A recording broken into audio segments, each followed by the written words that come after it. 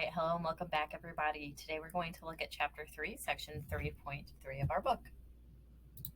In today's lesson, we're going to look at some of the colonial exploration and commerce that went on, specifically in the southern colonies, which is our second point there. And then we're going to look a little bit deeper into the colony of Georgia, which was a failed experiment. Our main idea for this section is that the southern colonies provided economic opportunities and social challenges for the colonists who settled in them. So as we know, in 1607, Jamestown became the first colonial settlement. In 1699, Williamsburg became the new capital of the Virginia colony. Over time, Europeans established settlements in many parts of the South. Maryland, Virginia, North Carolina, South Carolina, and Georgia together formed the southern colonies. So the first colony that we're going to take a bit of a dive into is Maryland. In 1632, King Charles I of England granted a charter to George Calvert, who held the title Lord Baltimore, which, as we may recognize, is a city, I think it's the capital of Maryland. So he granted a charter, which was something that basically he was able to establish a new colony called Maryland, and it was made up of the northern part of Virginia. Most of its settlers were small landowners and renters. Upon Calvert's untimely death, his son became Lord Baltimore and Maryland's proprietor. A proprietor is the person that's responsible for a colony. Maryland's location on the Chesapeake Bay provided easy access to trade, and the region's rich, fertile soil was ideal for growing tobacco. Wealthy plantation owners and merchants built docks on tributaries. Tributaries are small rivers that flow into larger bodies of water. They specifically built these docks on the tributaries of the Chesapeake Bay.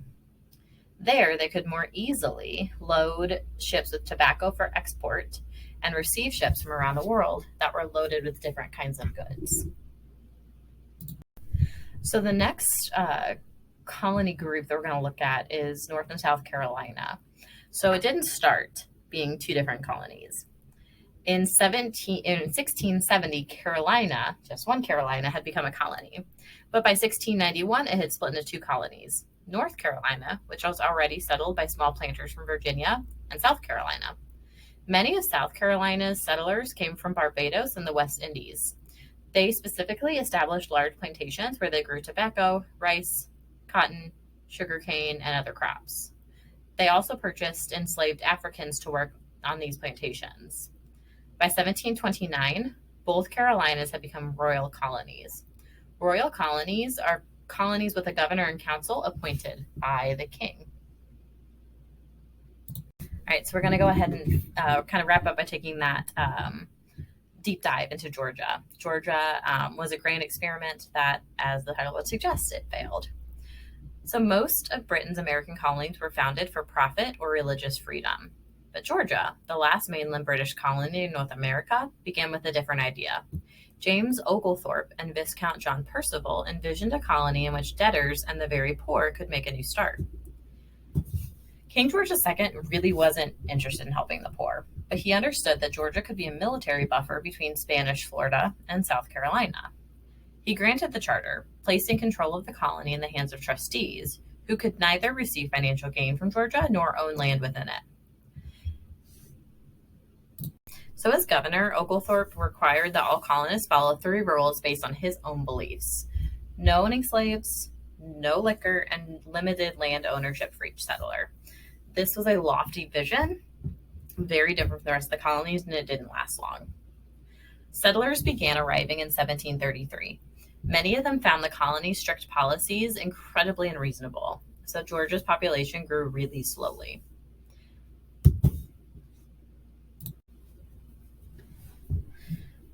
So Georgia's role as a military buffer between the Spanish and the British colonies also became a source of conflict. The Spanish suspected that the British were smuggling slaves and goods into the Spanish provinces, so they began to search British ships. Then in 1740, Oglethorpe attacked Florida in an attempt to drive the Spanish out. The Spanish, in turn, invaded Georgia in 1742. After a number of conflicts, both sides gave up, and calm was restored to the buffer zone. So after this, the trustees began to recognize that Georgia was not going to thrive under Oglethorpe's strict rules. By 1750, laws allowed liquor and slavery, and there were no limits on land ownership. In 1752, control of Georgia returned to Great Britain, and this marked that the grand experiment had failed. All right, so to wrap up, things to remember from the section, the southern colonies were made up of Maryland, Virginia, North and South Carolina, and Georgia. And Georgia specifically was an experiment that failed. It was an experiment to allow debtors and the very poor to kind of start a new life and have new opportunities and things, and it did not go well.